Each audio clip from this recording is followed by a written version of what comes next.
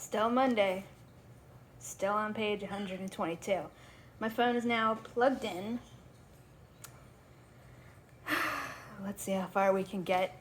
We're starting on page 122. Let me write that down on my hand.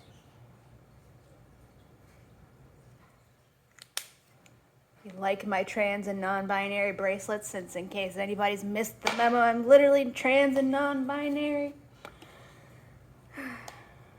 Again, I'm just on page 122. We had to stop before because my phone battery died because this technology is getting worse instead of better.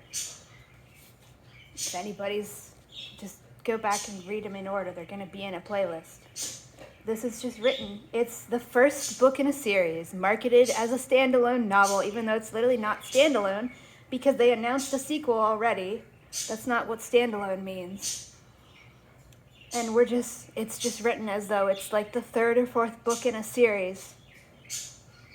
And they're just, 90% of it so far has been people standing around talking about shit that doesn't actually, in a way that doesn't progress the plot. Because it's 100% possible to have characters stand around and talk about shit, and that progresses the plot and characterization and world building. But we're not doing that here.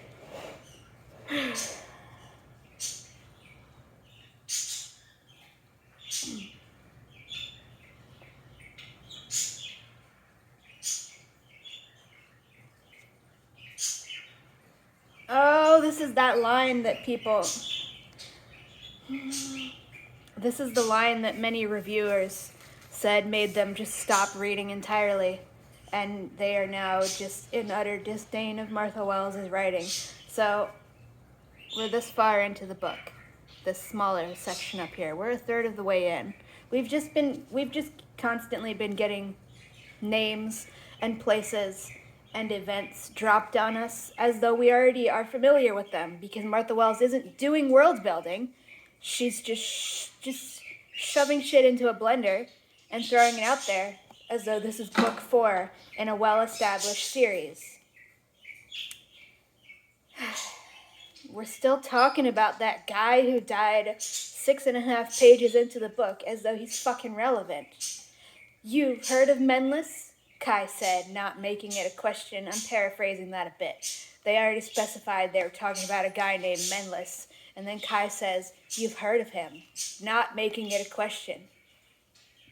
And Ramad, who is also just here and has been just treated as though we already know him.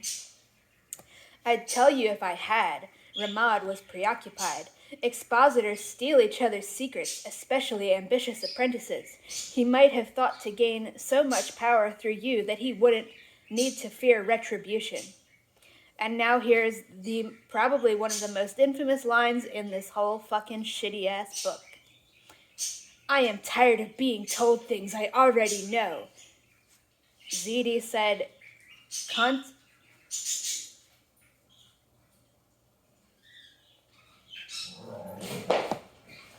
So she says that, which everybody is fucking annoyed as hell about and pissed off about because... Are you gonna start? Because this whole entire book has been telling us shit as though we already know it, and now Martha Wells is having the characters complain about that.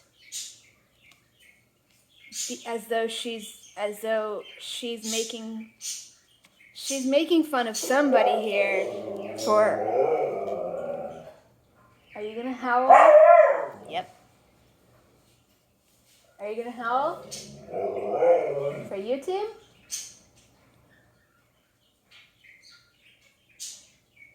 Are you gonna? He's just gonna sit over there now. I guess I can show you him. He's not gonna do it. Oh no, I don't want to. Never mind. I want to charge the phone more than I want to show you the husky. Hey, Lightning, you want to come over here? Lightning. Oh nope. All right, I summoned everybody. Oh, no, they're not here yet. I don't think. Maybe they are. Hold on. I didn't mean to excite you guys. They're not back yet. Sorry. Go chill. They're not back yet. Now they got excited. They're not here. I was just going to show you guys to YouTube. Whatever. Okay, so now we get the infamous line of, "I am tired of being told things I already know," says the character, seemingly in response to Martha Wells. Like, this is Martha Wells complaining that she has to do world building, but she's not actually doing world building. Because everybody has been criticizing the Murderbot Diaries for having zero world building. The setting does not fucking exist. The character descriptions do not fucking exist. So in this, she decided to just not do that again by just constantly throwing all these names at us as though we already know who they are. And it's bad. Let me just read this little paragraph. "I am tired of being told things I already know," Ziti said contemplatively, comma, apparently to the air, period. Sanja had gotten up and circled around the two unconscious men. She nudged one with a foot. Ziti said, "Sanja, get away from that." And then we have Ramad saying, "What will you do with them?" Ramad asked, his expression opaque again. Whatever had disturbed him, carefully tucked away. Whatever had disturbed him. Maybe the fact that you just tortured two people in front of a small child, and now that child is just poking their unconscious bodies, and then you refer to the people as things, the prisoners that you just tortured in front of a little girl, and I guess we're supposed to pretend these are good people, and they totally don't work for an evil empire. It's not an empire. It's not technically an empire. So they're colonizers, but we're pretending otherwise.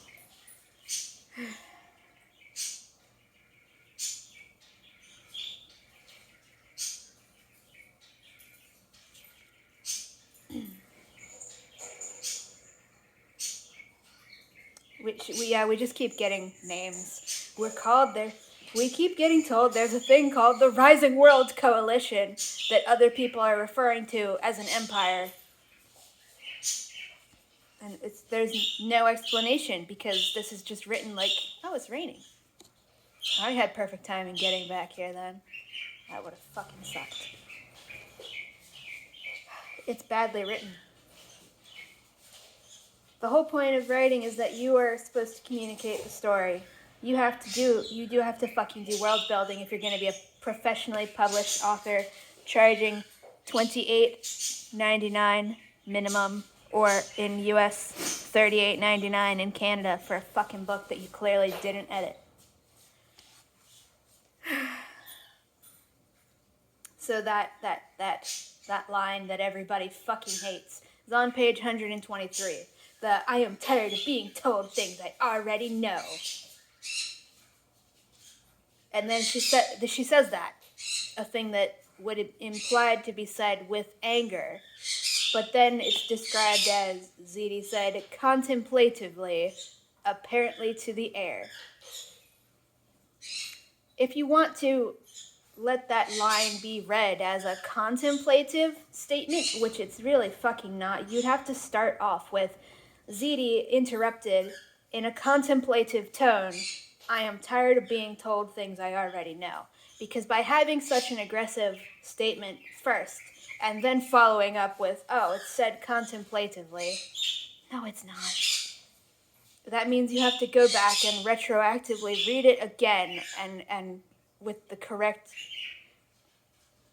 There's not really a way you can say that contemplatively in this situation when Ziti has been established to be her whole personality is making scary threats to be edgy and saying, and us being told that she's so sad because her wife is missing.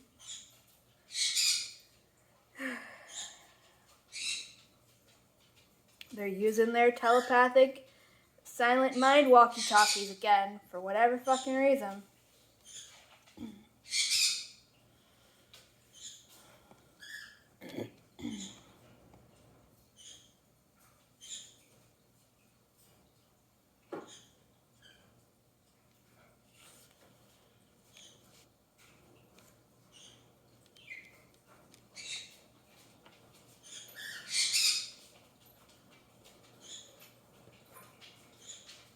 Sanja padded over to Kai and sat down on the dais. Frowning, she asked, "Why didn't you kill them?"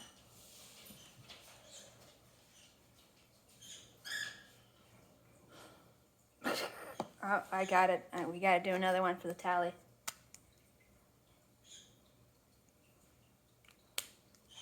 Someone in the rising world might know better questions to ask them. Wearily, Kai propped his head on his hand. This throne was uncomfortable, but he needed to wait until his head stopped swimming so he didn't stagger across the deck like a drunken mortal. Because again, we're just getting told afterward that he was doing a difficult thing. It wasn't difficult while he was doing it, but we just kept, there's nothing in the text to show that. All of this repeatedly would have been great while he was doing the magical thing. You can't just tell us afterward, oh, it was so super difficult though. Totally, trust me.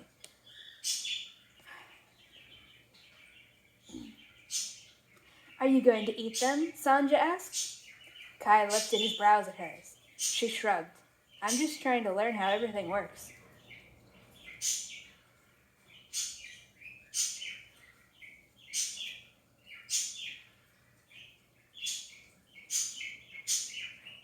And then, okay. That was thunder, probably not audible. Ramad took a step toward them, and without looking up, Kai said, "Careful, you wouldn't want to startle me." Because I guess that's supposed to be threatening. Person, you better get inside. Somebody just rode past on a bicycle during a thunderstorm. Ramad glanced at Sanja. A word in private. That was interesting. Kai told her, see if Tenez is all right, because again, I will just keep stressing this. Sanja and Tenez exist to just exist so that we can pretend that this is a found family. They're just two little girls just following them around, not actually having anything to do.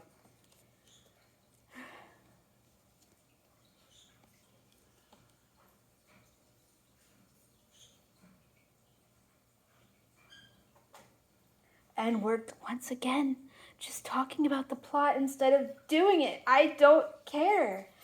Ramad says, I can confirm one thing. Kinlat was speaking the truth about Dahin Stargard. He was at Nient Arik, and he did meet with a Benes Arik official before he left, but I don't know who it was. Why should I fucking care? Why should I care? I have not been given a single reason to care.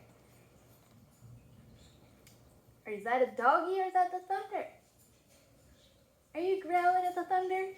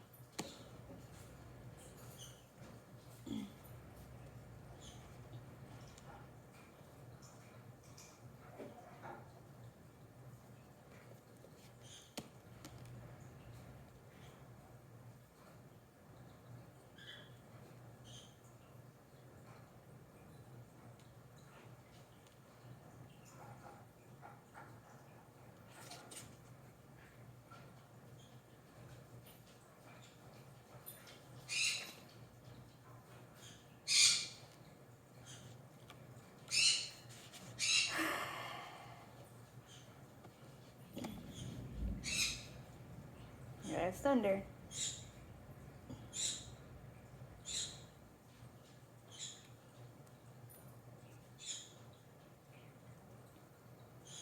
That's a weird thing to say, Martha Wells.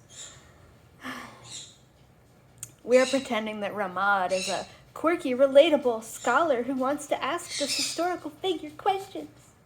There was a trace of the banked fire of scholarly interest in Ramad's gaze, so familiar from Dahin, from Zidi, from the sisters who studied at Avagantrum. So now we're getting told that Zidi likes learning. can't get shown that, just get told it. The other rumor I'd like to dispel is that you were a witch, a renegade of their kind, who met Bashasa after the escape from the summer halls, and that you traded a hierarch's life for your demonic power from the under-earth. I was born a demon, Kai snorted derisively, and witches don't have renegades. What does that fucking mean? What do you mean witches don't have renegades? Why are all witches automatically on the same side? As far as I know, witches can be born anywhere. Well, no, I don't know anything because we haven't gotten any explanations. I've been assuming that witches are just born anywhere. But what do you fucking mean witches don't have renegades? Are they all fucking brainwashed to always be on the same side? That is a stupid fucking thing to say.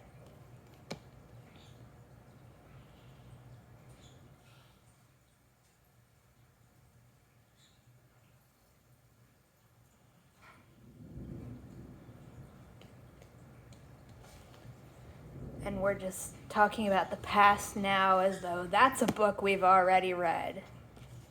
And I don't give a shit.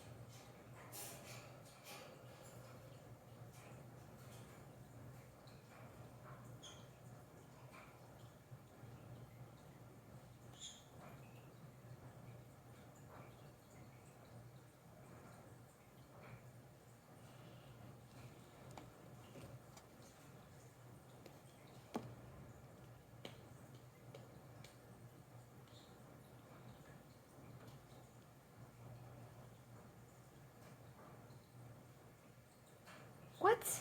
We're just getting some more bullshit that is just comes out of nowhere. They ask Kai, what are you gonna do? He says, get revenge. And then Ashem, the lady we're not supposed to like, because she cares about her tortured and enslaved friends, points at Sanja and says, and this child? You'll take her with you on your quest for revenge? Sanja glared at her in outrage. That's fine for Sanja. Child characters don't know what's good for them because they're children. It's fine for Sanja to be upset by an adult saying, hey, maybe you shouldn't bring a child along and torture people in front of her. But that's fine. Sanja reacting like that is fine. Kai's reaction, though, is Kai suppressed a surge of irritation. Ashem was too young to remember the Araik under Bashasa, where the cohorts had scooped up survivors and fled in front of the oncoming legions, leaving them in the first place of safety and going back for more. That wasn't what Ashem was objecting to, anyway. She thought their influence would corrupt an innocent girl. We're just talking about shit that doesn't exist until it gets brought up in the plot, but we're still supposed to pretend that we know what they're fucking talking about.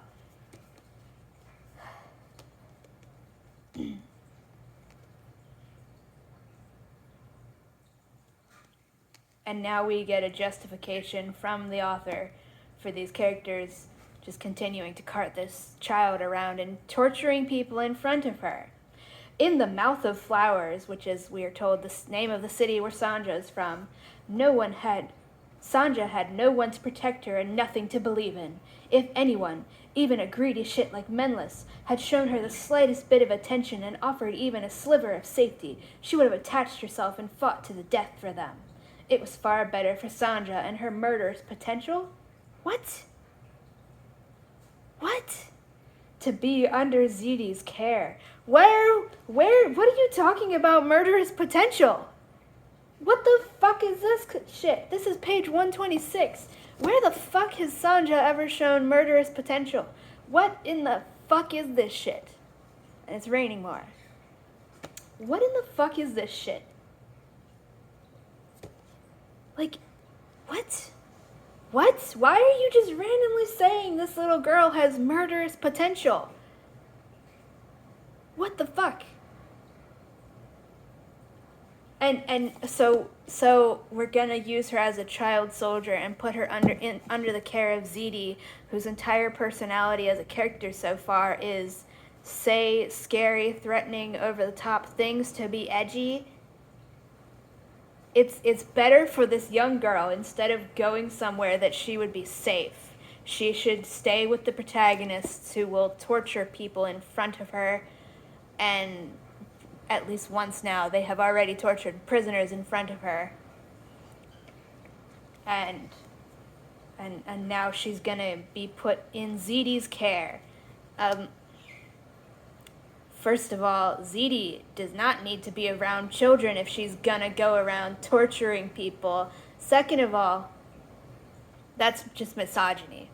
Why does she need to be the one in charge of this fucking child? Is it because she's a goddamn woman? Why couldn't Kai be taking charge of this fucking child? No, let's just make Ziti do it. Because she's a woman. So she has motherly instincts. Even though she's literally just existed to be edgy so far.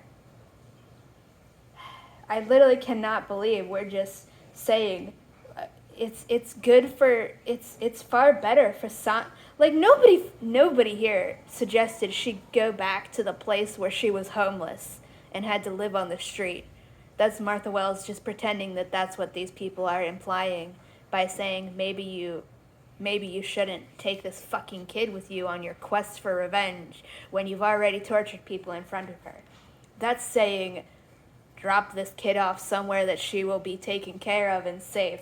And then Martha Wells immediately has the characters leap to, oh, so you want us to put her back where she was homeless and abused and nobody liked her? No, nobody said that, even remotely. It was just, you think it's a good idea to torture people in front of a child, and then the characters just go, oh, so you want us to just leave her and make her homeless where everybody hates her. Don't you know she has murderous potential that needs to be trained under Ziti's care? Like, what in the fuck? Literally out of nowhere, Sanja has never displayed a single ounce of anything that could even remotely be called murderous potential. And now we have some dialogue from Kai after that absurd fucking bullshit. What do you want us to do? Abandon her alone in an unallied port city like the one she came from? Why so cruel when we could have left her on an active volcano? So the character is literally going, oh, you think it's bad for us to bring this kid along on our quest for revenge, where we torture people in front of her, so you want us to abandon her in another port city? Well, why don't we, what, you want us to go back and leave her on an active volcano? This is just how Martha Wells, I'm not even joking. Her characters are acting like this because this is what Martha Wells' reaction is. She sees people saying that Murderbot is clearly just a fucking human who has been dehumanized and brainwashed into thinking it's a robot, when it's very clearly a cyborg, including by Martha Wells' own fucking admission. So she sees people saying that they want Murderbot to grow and be happy and not hate itself and be able to accept its humanity, because it will have thrown off the brainwashing that has taught it that it is subhuman and not human and doesn't deserve to be human because its purpose is to serve real humans. And she says, oh, you want to scoop Murderbot's brain out of its body and put it in a human body? And it's like, no. What are you fucking talking about? Like, she literally admitted that Murderbot is a cyborg, aka Murderbot and the rest of them are humans who have been brainwashed and dehumanized to justify enslaving them. And then when she sees her fans saying, I hope Murderbot can accept the fact that it is human, aka accept the fact that it does have fucking worth as a person, and actually throw off the shackles of its fucking brainwashing that tells it it is worth less. And she's like, oh, you think Murderbot could be human? Don't you know it has computers installed in its brains? You want to scoop Murderbot's brain out of its body and put it in another body? And she's, no, and no. On page 126, no. Somebody saying, do you think it's a good idea to torture people in front of a little girl? That's not suggesting you just abandon her at the first. Nobody's fucking saying abandon her on an active volcano or send her back to the city where she was homeless without any fucking help, or telling you to abandon her in yet another random city where she'll just be homeless. What the fuck is wrong with these characters, and what is wrong with Martha Wells for presenting this as the actual reasonable fucking reaction? Jesus Christ, we haven't even gotten to page 127 yet. And it's been how long? 26 fucking minutes.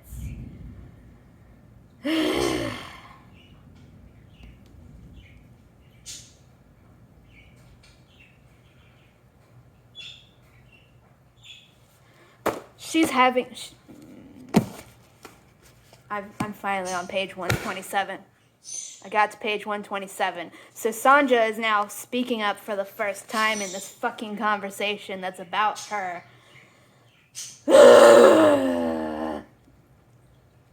Ashem wasn't deterred.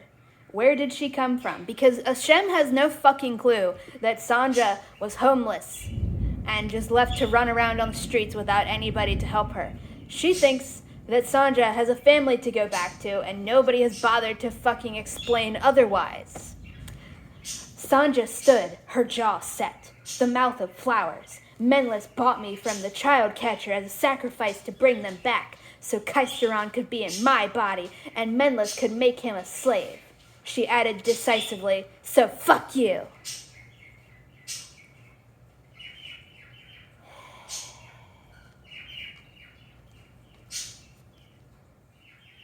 So now the child, and this is Martha Wells showing that Ashem is in the wrong. Because look, this little child that is part of our found family because she's just trailing after them like a fucking lost puppy. She told the lady who's asking, can you guys not torture people in front of a child, told her to fuck off too. So woohoo. And now we're just having ZD interrupt that and change the fucking conversation in the stupidest fucking way possible.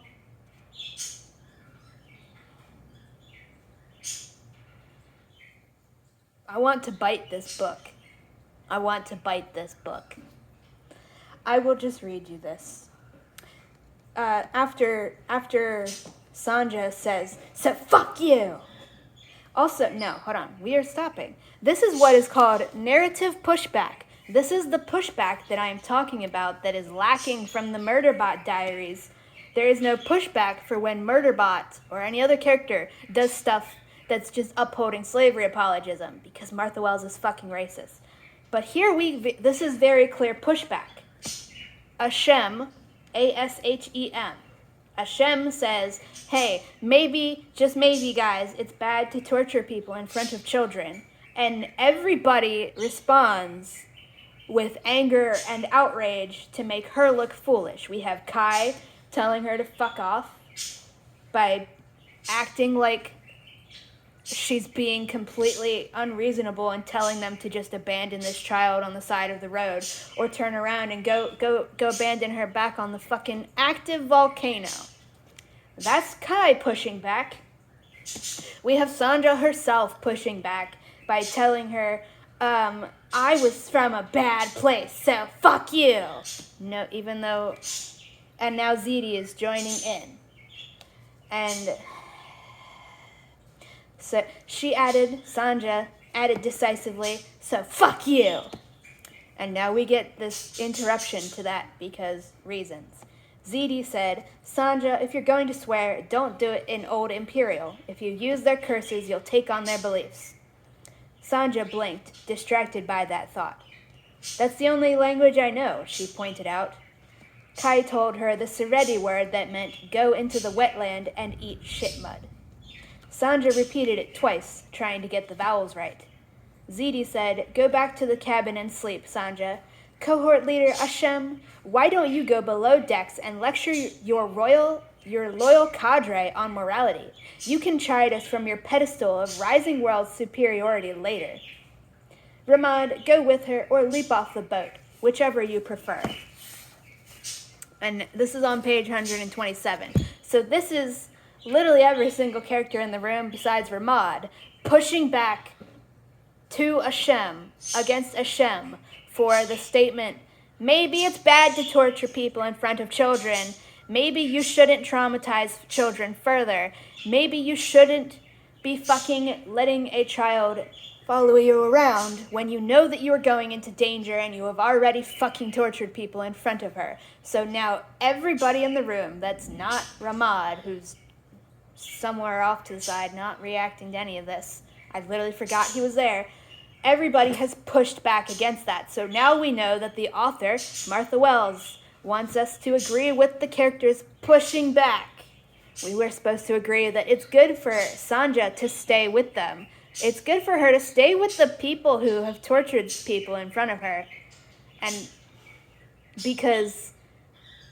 pretending like anybody suggesting otherwise is saying, drop her on an active volcano. Abandon, just throw her back. Just throw her off wherever the fuck you find land. Throw her into a city where she'll just be homeless. Bring her back to the first city where she was homeless. It's bad to torture people in front of a child. Maybe you should find some people to take care of this child so she doesn't have to witness you torturing people in front of her.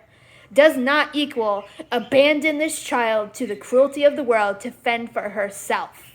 Or drop her off on an active fucking volcano in the middle of the ocean. What the fuck?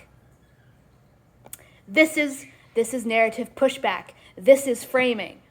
We are supposed to see Ashem as absurd and bigoted and the real cruel person here for suggesting that it's bad for Sanja to be around people who are torturing people in front of her. And then Martha Wells casually in the not the dialogue, the narration, just says out of fucking nowhere that Sanja has murderous potential. So that's why she needs to stay under Ziti's care, because Ziti's a woman. So obviously she has to be in charge of the children. It's like, this is so fucked up. I literally even said to my twin, we'll see how far I can fucking get. And we're only on page 127, but Jesus fucking Christ.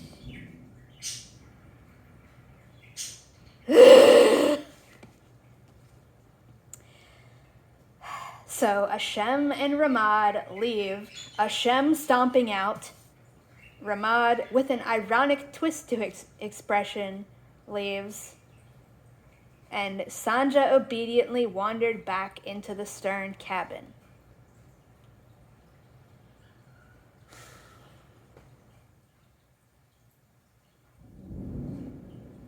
And we're still talking about the fucking bullshit.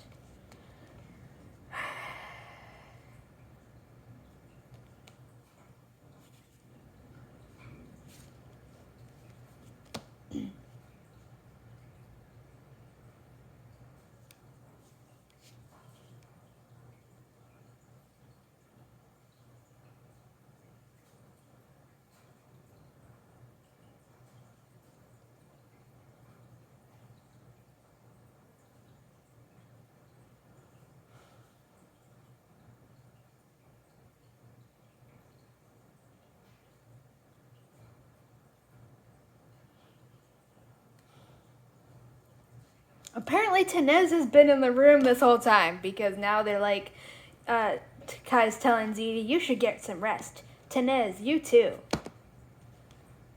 She's just been in the room this whole fucking time. Not, whatever. Again, she and Sanja exist to just be dogs. less than dogs, because a dog would at least look cute and would serve a narrative purpose. They seem to just be there so that these people can collect children, so that we can pretend that this is a book about the families you choose.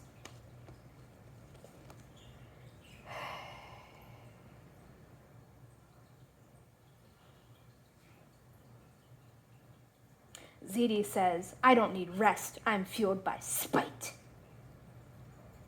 Literally just being, like, how old is this book? When did she fucking write this book? Because this is, like, something that a teenager would write. It's just edgy for the sake of being edgy.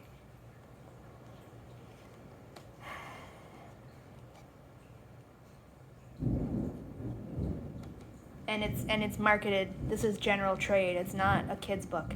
This is for adults.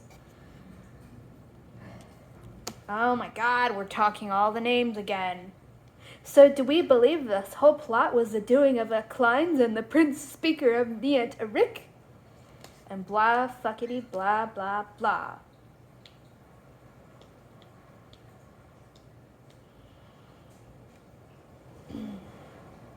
We're throwing more names in. Now we're talking about people called the Patriarchs, and we're never going to get a fucking explanation, because this is written like shitty fan fiction, like this is the 5th fucking book in a series. Niant Rick has a motive to make themselves the capital of the rising world. If they had some support among the other coalition members and managed to join with the dissident Immortal Blessed, who wanted to end their patriarch's treaty with the rising world, they might have a good chance to pull it off. As though we know what the fuck any of this shit is.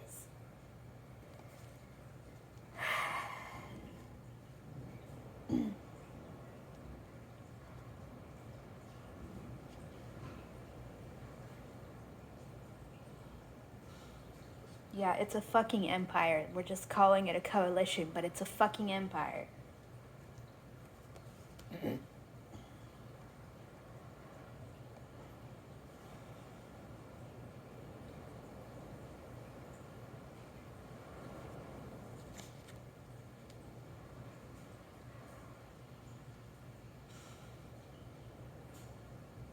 We're just doing the blah, blah, blah, blah, blah, blah, blah. We're just talking about the plot and speculating about the plot instead of actually progressing the fucking plot. I don't know how long it's been since I got on this fucking boat.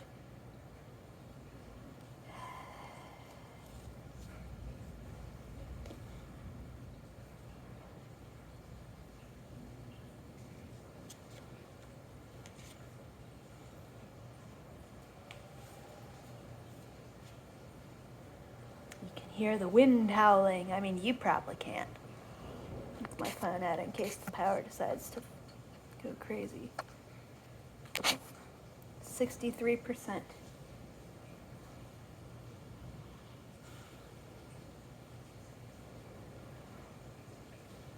now I'm getting a headache very abruptly. I have to finish at least reading one goddamn page.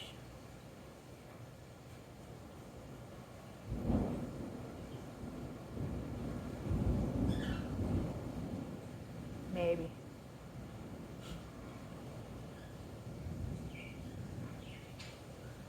No, I have to stop here because there's so much. We're on page 129, but I have to stop because the power's probably going to go out, and there's so much shit. I'm not even halfway